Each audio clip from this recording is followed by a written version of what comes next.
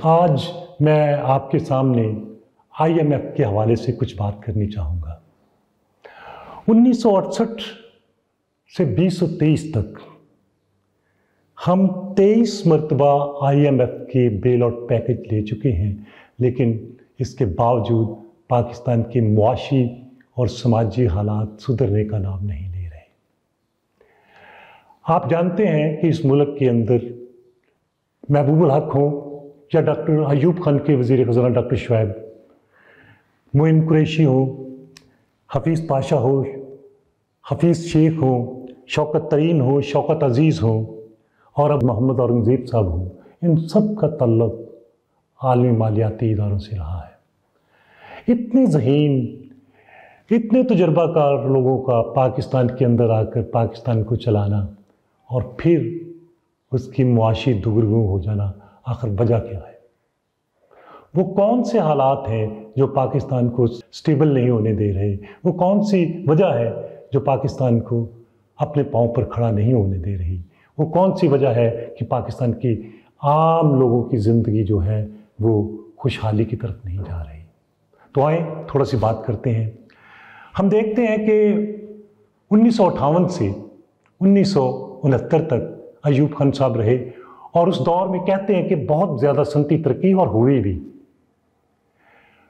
जैसे ही 1970 में जुल्फ़िकार अली भुट्टो आए और उन्होंने आके नेशनलाइजेशन कर ली, तो पाकिस्तान में 2-3 साल के बाद, यानी कि 73-74 के बाद जो नेशनलाइजेशन हुई और उसके बाद ये आम हो गया कि भुट्टो ने सनतकारी का अमल तबाह कर दिया है और भुट्टो साहब की वजह से माशी तौर पर तबाही फैली है।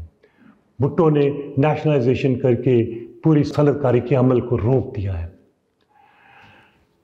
चलो जी, मान लेते हैं आपकी बात, ऐसा ही हुआ होगा, लेकिन इसके बावजूद जुल्फ़िकार अली भुट्टो के दौर में जो इस्लाहात हुई थी उसने पाकिस्तान के आवाम को बहुत बड़ी रिलीफ दी थी।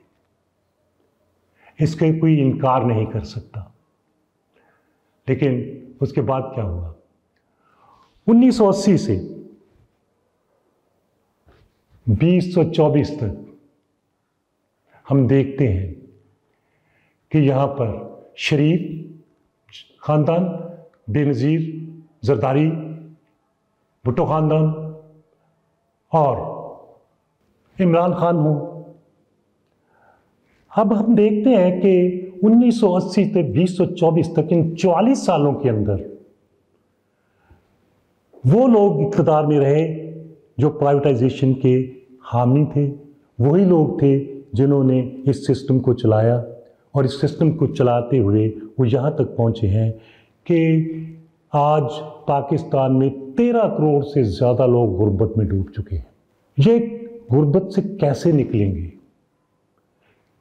हम पिछले 44 सालों से दरामदशुदा वज़ीर ख़ज़ाना लगा रहे हैं, लेकिन मसाइल हल नहीं हो रहे।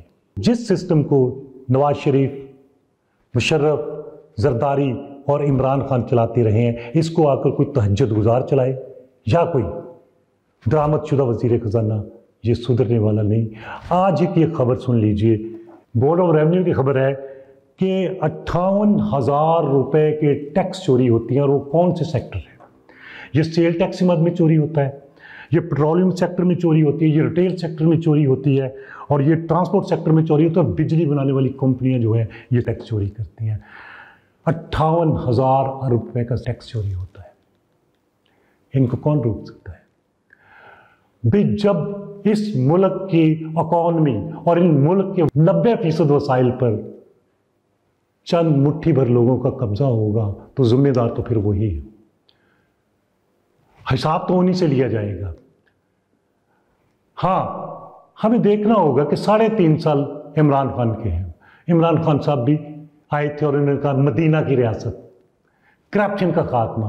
लेकिन वो इमरान खान जिसके दौर के अंदर 3.5 साल दौर के अंदर उसने भी अपने रिकॉर्ड कायम किए। इमरान खान के दौर में गंदम scandal, sugar scandal, IPP scandal, oil scandal, LNG scandal और अपने हवाइतियों को 300 रुपये माफ़ कर देना। आप किस किस की बात करेंगे? 1980 से शुरू हो जाए और अब तक ये जो सिस्टम है, ये सिस्टम ने पाकिस्तान के आम लोगों की ज़िंदगी अजीरन बना दी है। अगर हम ये देखें कि अयूब खान का दौर था तो उस वक्त भी 22 खानदानों के बारे न्यारे हुए और वही अमीर तरीन हो गए।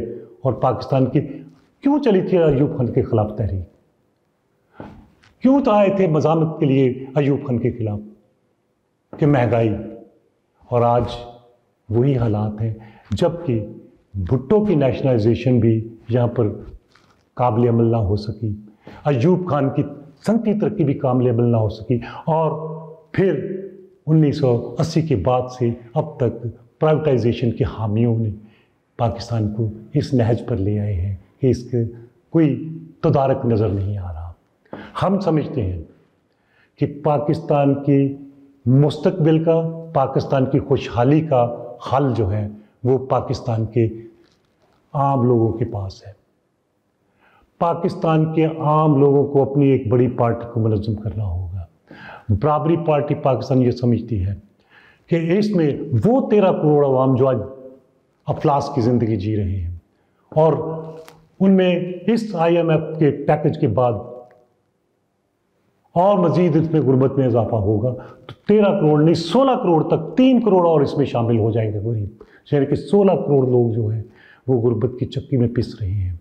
कसूर IMF का नहीं है, कसूर वर्ल्ड बैंक का नहीं है, कसूर दरामदशुदा वज़ीर ख़जानों का नहीं है, कसूर उन लोगों का है जो इस मुल्क में मुंतखब होकर आए और उन्होंने यहाँ पर एमनेस्टी ली, अपने दोस्तों के कर्जे माफ़ किए और हर सौदे में, हर निजकारी के सौदे में आप देखते हैं कि आपको एक बड़ा लंबा घपला नजर आएगा।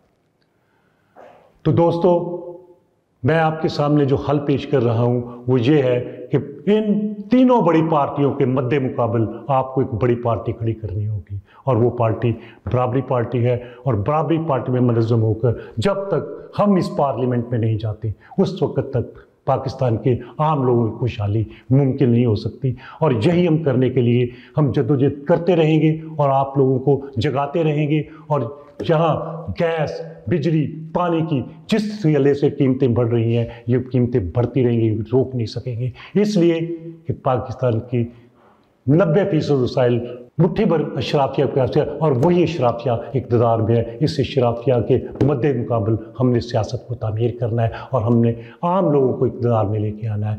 हमने आम लोगों को पार्लियामेंट में लेके जाना है और भारी अक्सरियत से लेके जाना है। ये हमारा टारगेट है और हम ये करते रहेंगे और कर रहे हैं। आपका बहुत बहुत शुक्रिया।